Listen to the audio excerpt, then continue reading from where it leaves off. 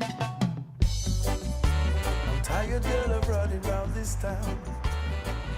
My name's Claude Hopper Hendrickson. I see myself as an advocate, a voice of reason, a voice for the young people, a voice of experience, a voice of the history of Chapeltown. My mother came to England in 1958. I was born in 1960. My father left me and my mother when I was 2 years old, and it was a very hard start. This is the school that I went to at 5 years old. The names we were being called, being told to go back home, it was a very confusing time. My mother tried to explain to me that being born here in Britain, that I was entitled to everything that Britain had to offer.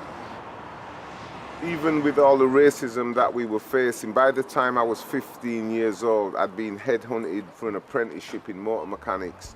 So my life was on track, I was going in the right direction.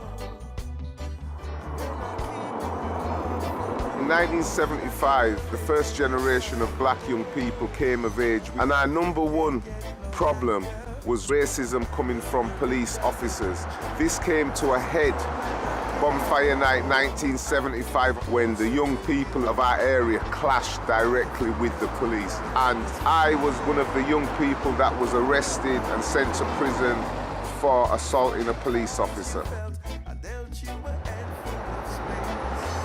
I was sentenced to Borstal on the 10th of July 1976, where I was sent to Armley prison at 16.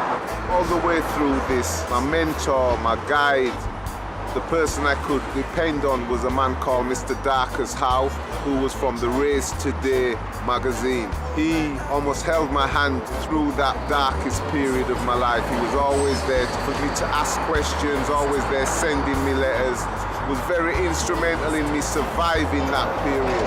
On entry to Armley, I was given 2 books, the Bible and the other one was the autobiography of Malcolm X. Reading the autobiography of Malcolm X was a great eye-opener for me. It gave me the opportunity to see, even after being in prison, you could go out and make something of your life. After coming out of prison, I had a very negative attitude to life and to the world. I didn't think I would get another chance. And then I met a young careers officer called Paul Forbes, and he badgered me until I got a job. And that, I suppose, was a changing of my life. And then, out of the blue came the riots of 1981. These riots are not riots against the police. The people wanted better jobs, people wanted better opportunities, people wanted better housing. And out of that, it developed the Heroes and Chapeltown Liaison Committee, which took on the council on a strategic level. They elected me as the representative for the young people of the community to negotiate with the local authority for opportunities for young people.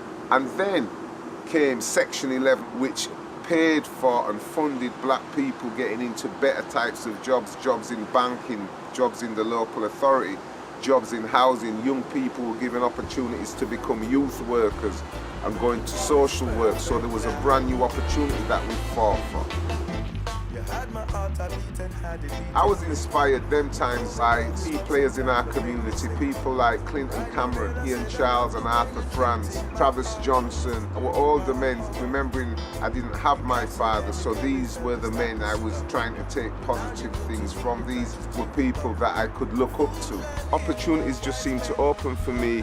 I then went on to get the funding to initiate Frontline Self-Build, which was a group of other young people who had had problems, had prison records, gave them the opportunity to build a way out of the system they were in. It gave an opportunity to build their own house.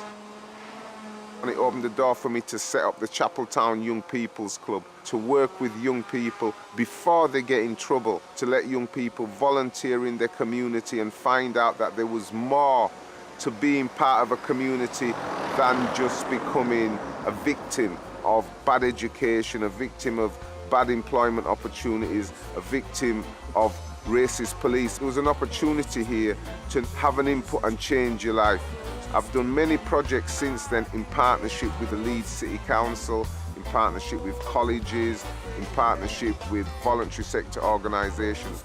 If you're a young person that has been in trouble now, you've got to think, what do I bring to the world? How can I be positive? We all make mistakes.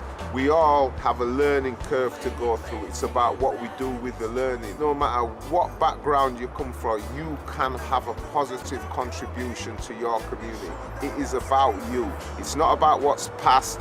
You can change the future. No blacker, still the rich I get richer. As a poor man, I can't get no poorer, but I can.